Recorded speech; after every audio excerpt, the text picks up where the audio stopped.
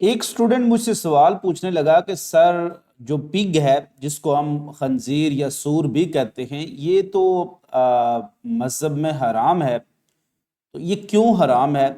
اور جو باہر کے لوگ اس کو استعمال کر رہے ہیں وہ کیوں استعمال کر رہے ہیں؟ تو میرا سمپل سا اس کو جواب یہ تھا کہ دیکھیں، پرابلم ہمارے دماغوں میں ہے اور ہماری سوچ میں ہے اور ہمارے عقل میں ہے۔ جو باہر کی دنیا ہے وہ حرام چیز کو حلال کر کے کھا رہی ہے اور ہم حلال چیز کو حرام کر کے کھا رہے ہیں۔ کسی بھی چیز کو حرام کرنے کی جو بیسک ریزن دی گئی تھی، جو باہر کی سیولائزیشن ہے، جو باہر کے لوگ ہیں جو مسلمان نہیں ہیں، وہ اس ریزن کو جس کی وجہ سے وہ چیز حرام قرار دی گئی تھی اس کو ختم کر کے اس کو حلال بنا کے کھا رہے ہیں۔ لیکن ہم کوئی چیز جس وجہ سے حرام قرار دی گئی ہے، ہم ایک حلال چیز کو بھی حرام بنا کر استعمال کر رہے ہیں۔ بات بہت کمپلیکیٹڈ ہے اور بہت ہی سادہ بھی ہے۔ اگر آپ تھوڑا سا ٹائم مجھے دیں گے تو میں آپ کو سمجھا بھی دوں گا۔ دیکھیں، ہر ایک شریعت کے اندر، ہر ایک جو دین آیا اس دین کے اندر اللہ نے کچھ چیزوں کو ان پر منع کر دیا گیا۔ زیادہ تر چیزوں کو منع کرنے کی ریزن یہ تھی کہ وہ چیزیں صحت کے اعتبار سے انسان کے لیے فائدہ مند نہیں تھی، تو ان کو حرام قرار دیا گیا۔ اور کچھ چیزوں کو صرف ایک سزا کی صورت میں بھی بعض اوقات حرام قرار دیا گیا۔ بعض اوقات آپ دیکھیں کہ کچھ قوموں پر ہفتے والے روز مچھلی کا شکار کرنا منع کیا گیا۔ یہود کے اوپر چربی وغیرہ حرام قرار دی گئی۔ ہمارے مذہب میں چربی حلال ہے۔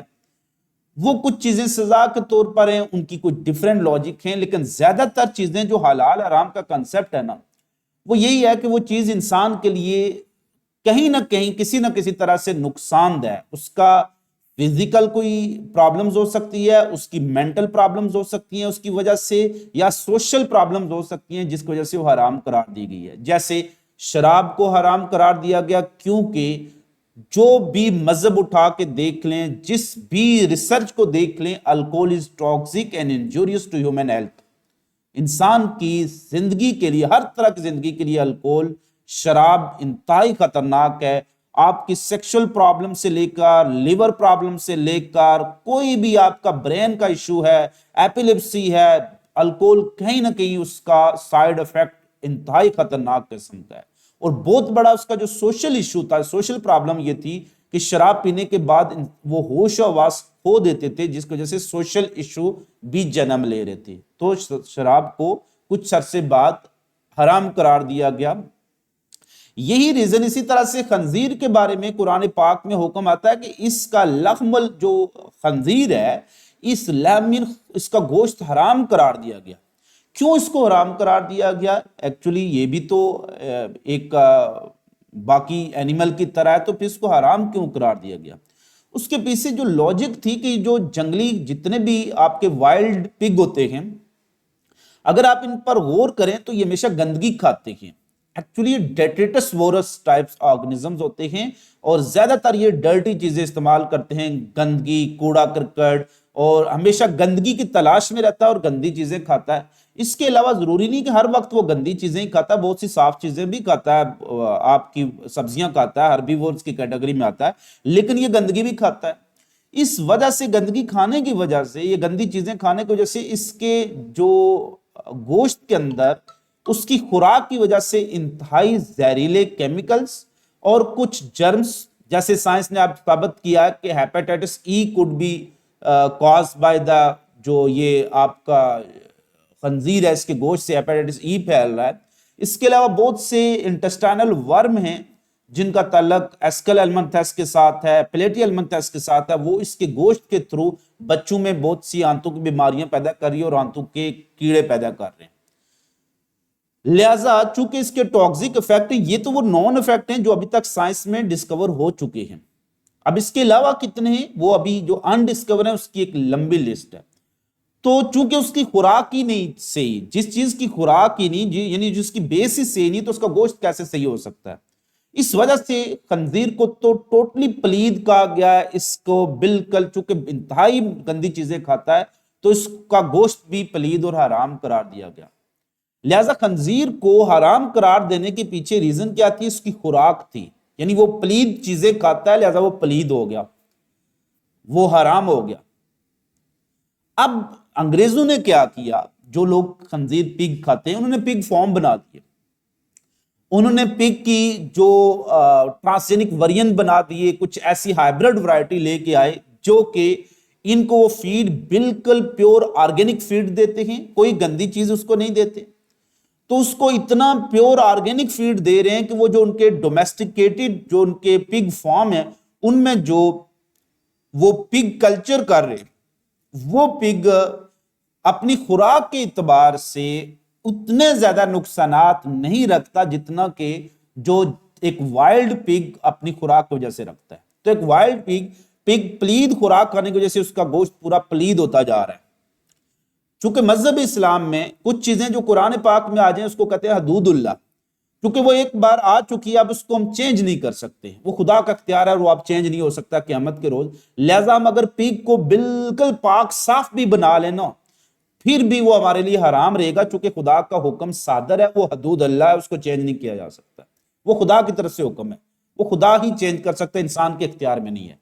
لیکن چونکہ جو کرسچن ہیں اس طرح کے لوگ ہیں وہ ان پر قرآن کو وہ مانتے ہی نہیں، لہذا وہ اپنی جو شریعت کو فالو کرتے ہیں تو اس شریعت کے مطابق وہ اس کو صحیح سمجھتے ہیں اور اس کو کھا رہے ہیں، لیکن اس کا نقصان کو ختم کرنے کے لیے، یعنی اس حرام جو ہمارے لیے حرام ہے جس وجہ سے مذہب اسلام میں حرام ہے، اپنی وہ کیوں حرام ہے؟ اس کا گوشت پلید ہو گیا تو اس کے گوشت کو انہوں نے صاف بنا دیا، یعنی کہ حرام چیز کو حلال بنا کر وہ استعمال کر رہے ہیں، لہذا وہ بہت سی بیماریوں سے بچے ہوئے بھی ہیں۔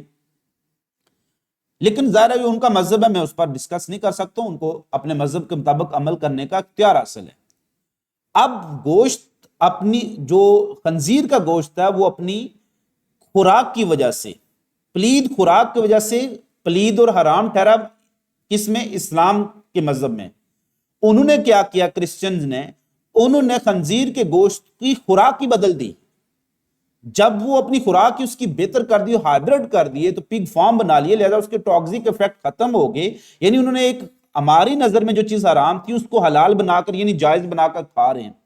ہم نہیں کر سکتے چونکہ ہمارے لیے اللہ کا حکم صادر ہے، اس کو بدل نہیں سکتے، لیکن ہم کیا کر رہے ہیں؟ ہم ایک حلال چیز کو حرام بنا کے کھا رہے ہیں، وہ ہے آپ کی ڈیری فارم، پولٹری فارم کی مرغی۔ آپ یہ جو پولٹری فارم کی مرغی کھاتے ہیں ٹیکنیکل اسپیکنگ یہ حرام ہے۔ میں کچھ سائنٹیفک باتیں کروں گا، اگر آپ اس سے آپ کنٹراڈکٹ کرتے ہیں تو آپ کو اختیار حاصل ہے، لیکن کچھ ثبوت اور دلائل کے ساتھ آپ نے کرنا ہے۔ دیکھیں کہ سور کو پلید کیوں کہا گیا؟ اپنی خوراک کو، جیسے اس کی خوراک پلید تھی، گندگی کھاتا تھا۔ اب جو پولٹری فیڈ آپ استعمال کرتے ہیں وہ کیا ہوتی ہے؟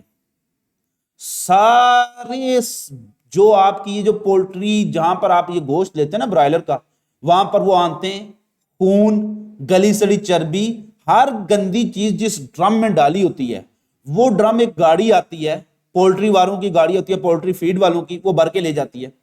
ہاسپٹل کے اندر سے جو خون، آپریشن کے جو انتہائی ٹاکسک زہریلے مواد جو وہاں پر ملتے ہیں وہ اکٹھے کر کے لے جاتے ہیں۔ اس کا تو میں نے لائیو خود نہیں دیکھا، لیکن کچھ لوگوں سے سنا ہے اور کچھ ویڈیوز موجود ہیں اس پر، لیکن یہ چیز جو فیڈ والی میں نے خود دیکھی ہے، پولٹری فارم والی، تو پولٹری فیڈ کس سے بنتی ہے؟ اسی گلید یا پلید چیز سے بنا رہے ہیں، وہ خوراک جو آپ کی برائلر مرغیوں کو دے کر تیار کر رہے ہیں۔ لہذا اچھی بری حلال مرغی تھی، اپنی خوراک کی وجہ سے وہ پاک صاف تھی، وہ آپ کے لیے حلال تھی، ہم اس کو حرام بنا کر کھائی جا رہے ہیں اور پوری قوم کو کھلائی جا رہے ہیں، اور ہماری اسی وجہ سے تو بہت سی بیماریاں جنم لے رہی ہیں۔ تو اس پولٹری فیڈ کے اندر سارے ٹاکسن، سارے زہریلے کیمیکلز، گلا سڑا جو گوشت ہے، گلا سڑا خون ہے، چربی ہے، آنتے ہیں، یعنی ہر طرح کی پلید چیز وہ پیک کر کے لے جاتے ہیں اور اس سے فیڈ بناتے ہیں اور وہ فیڈ جا کر ان کو دیتے ہیں۔ تو ایک حلال چیز کو حرام بنا کر کھلا رہے ہیں اور پوری قوم کھا رہی ہے، بڑے شوق کے ساتھ کھا رہی ہے اور انتہائی مہنگے داموں کھا رہی ہے، چونکہ اس کا بچہ چکن کا عادی ہو چکا ہے۔ کچھ جگہوں پر کے این این نے فیصلہ کیا اور کچھ برانڈز نے کہ ہم اپنے جو برانڈ میں جو چکن استعمال کریں گے وہ پیور ویجیٹیرین یعنی آرگینک فیڈ پر مشتمل ہوگا. پتہ نہیں وہ کرتے ہیں یا نہیں کرتے, بٹ یہ ان کا دعویٰ ہے. لہذا وہی فیڈرز جو پولٹری بریڈرز سب سے بیٹر ہوں گے, بیسٹ ہوں گے, جو اپنی خوراک آرگینک یعنی دانے والی استعمال, بنولا والی استعمال یعنی حلال خوراک اس کو کھلا رہے ہیں. باقی میکسیمم آپ کے ملک میں دیکھ لیں, پیسوں کے چکر میں حلال حرام کا تصور ہم نے نکال دیا. بس میری جیب بھر جائے چاہے میں لوگوں کو زہر کھلا رہا ہوں. اتنے نیچ اور گھٹیا لوگ ہو چکے ہم. نام کے ساتھ حاجی فلاں اللہ, محمد فلاں اللہ, اتنے بڑے بڑے نام کے ساتھ محمد لگا کر فراڈ کام کر رہی ہے. یہی کام کر رہی ہے. ملک شاپ آپ کی دیکھ لیں, داتا ملک شاپ, مدنی ملک شاپ, مدینہ ملک شاپ, فیضان مدینہ ملک شاپ, اور اندر کیمیکل انتہائی یوریا پیشاب والا دودھ بیچ رہے ہیں. شرم آنی چاہیے. یہ وہ مسلمان جن کو دیکھ کے شرمائے یہود, یہ وہ مسلمان ہیں. تو بات ادھر سے ادھر نکل جائے گی. میرا جو بیسک پرپس یہی ہے کہ وہ لوگ حرام چیزوں کو بھی حلال بنا کے کھا رہے ہیں اور ہم حلال چیزوں کو حرام بنا کر کھا رہے ہیں. لہذا پولٹری کھانے والے اس چیز پر ضرور غور کریں کہ بہتر یہ ہے کہ آپ مرغیاں کسی بھی طرح سے, پتہ نہیں کیا سائیکی بنی ہوئی ہے لوگوں کی کہ گھر کی چھت پر لوگ مرغیاں نہیں رکھنا چاہتے, اور گھر کی چھت پر مرغیاں پالیں, ان کو آرگینک فیڈ دیں, وہ جو روٹیاں بچتی ہیں نا وہ مرغیوں کو آپ کھلا کر اسے اچھی پاک صاف مرغیاں بنا لو نا. وہی حرام مرغیاں اپنے خود بھی کھاتے ہو اور بچوں کو بھی کھلاتے ہو. حرام کھا سکتے ہیں لیکن مرغیاں چھت پر نہیں رکھ سکتے. کیوں؟ سوچیں, کیا آپ اپنے بچوں کو ایسے ہی حرام کھلاتے رہیں گے؟ جس سے آپ روک سکتے ہیں تو وہ تو روکیں. اگر آپ اس ویڈیو سے کنٹراڈکٹ کرتے ہیں تو آپ مجھے ثبوت دے سکتے ہیں کہ سر یہ دیکھ لیں اس میں کوئی بھی یہ اس طرح کی حرام فیڈ استعمال نہیں ہو رہی ہے. آپ کی زیادہ تر جو اسی وجہ سے تو بہت سی بیماریاں پھیلتی ہیں, رنگ برنگی برڈ فلو یا اس طرح کی. ابھی کچھ ویڈیو میں یہاں پر آپ کے ساتھ شیئر بھی کروں گا کہ مرغی کے گوشت کا انالیسس کیا گیا کہ اس کے اندر کس طرح کے جرمز نکل گئے. تو اوائڈ کریں جتنا ہو سکتا ہے, اس کا الٹرنیٹ استعمال کریں جو کہ پاک حلال فوڈ ہیں. آپ بیف استعمال کر لیں, قریب یہ ریٹ کوئی 100-200 روپے کے پیچھے آپ مار نہیں جائیں گے. اس کے علاوہ پروٹین کا الٹرنیٹ فوڈ جو استعمال کریں, لوبیا استعمال کریں, چنا استعمال کریں, لیکن اس سے اوائڈ کریں. اگر کوئی آپ کو ویجیٹیرین ملتی ہے, کوئی دیسی ملتی ہے تو وہ استعمال کریں. یہ جو فیڈ والی ہے اس سے جتنا پرہیز کر سکتے ہیں کریں. خوش رہیے گا, خوش رکھیے گا, دعا میں یاد رکھیے گا. اگر آپ کو ویڈیو پسند آئی ہے تو لائک کا بٹن دباتے ہوئے انگوٹھا آپ تھوڑا سا اس کو پریس کر دیں, کچھ نہیں ہوگا. اس سے ایک حوصلہ افزائی ہو جاتی ہے کہ کنٹینٹ آپ کو اچھا لگ رہا ہے یا برا لگ رہا ہے. یوٹیوب چینل کو بھی ضرور سبسکرائب کر لیں جنہوں نے نہیں سبسکرائب کر لیا, چونکہ بہت سی انفارمیٹیو ویڈیوز میں آپ کے ساتھ بنانے جا رہا ہوں جن کا تعلق آپ کی ڈیلی ہیلتھ کے ساتھ ہے, اور کچھ اپلوڈ کر بھی چکا ہوں اور کچھ آنے والی ہیں. لہذا ہر ویڈیو آپ تک پہنچ سکے اس لیے آپ میرا یوٹیوب چینل ضرور سبسکرائب کر لیں. خوش رہیے گا, خوش رکھیے گا, دعا میں یاد رکھیے گا. پھر ملیں گے چلتے چلتے.